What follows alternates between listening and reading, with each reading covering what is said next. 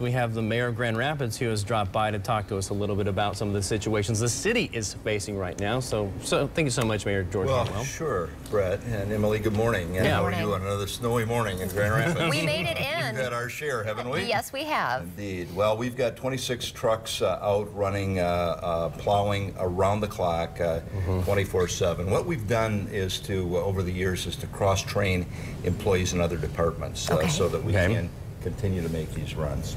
So you can get as many guys out on the road, women out on the road as you possibly can. Well, that's right, exactly. Let's talk about odd even parking. Yeah. Is that, I know it can be confusing for people. Can you break it down, or can you just explain to people who park on the road what the most important part of it is?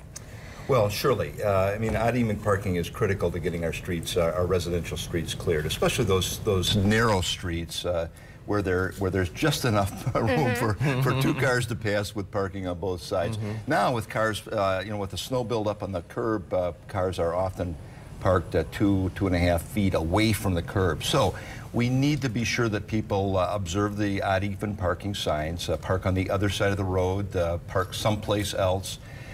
We've been doing some ticketing. We have not towed, but we can, and we may have to tow if people don't observe those the odd even parking. So it's something you don't want to do, but will do. Absolutely do not want to do. No. And the importance of it, of course, is not only to keep the streets clear for traffic to flow, but especially for emergency vehicles to get in and out. Fire trucks, ambulances, police vehicles that may need to get into the neighborhood in an emergency situation. Those fire trucks need a lot more space, given how much wider they are than the average vehicle here. What happens to all this snow? I mean, we're looking at this stuff just pile up and pile up. It's everywhere. Where do you put it? What do you do with it when you do get it off the streets? Well, we're praying for warmer weather right now, but there is a backup plan, and that we do remove snow. In fact, we've been removing it from downtown. We take it out to our site on Butterworth and dump it. The distance, obviously, between the street and the sidewalks downtown is so narrow that it can obscure the sidewalks if it's not removed. So we've been doing some of that.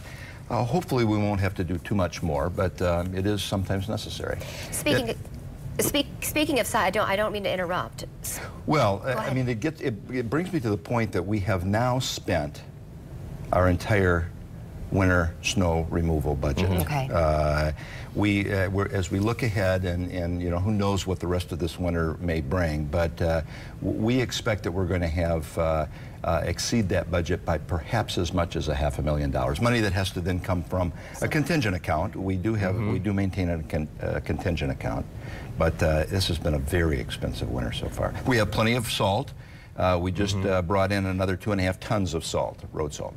Oh, we did. We did. Is it at a premium these days when you do have to buy it? Well, I don't know what we had to pay. We've got a contract. I think that the contract holds the price for us. The question is, getting enough and making sure you've got enough there to do the job. I imagine there are a lot of municipalities, a lot of cities that are in your position right now that have already exceeded their snow removal budgets for the year, and now they're going to be looking at taking that money from other projects that they would have funded in the summer. So, well, that may be true in many cases. In our case, we maintain a contingent account for just these kinds of emergencies, if you will. Let's hope we don't get a flood in the spring, then. Oh.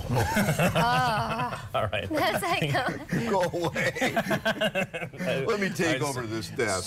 Too sore, yeah, and too soon, huh? All right, thank you very much, Mr. Mayor. Thanks so much.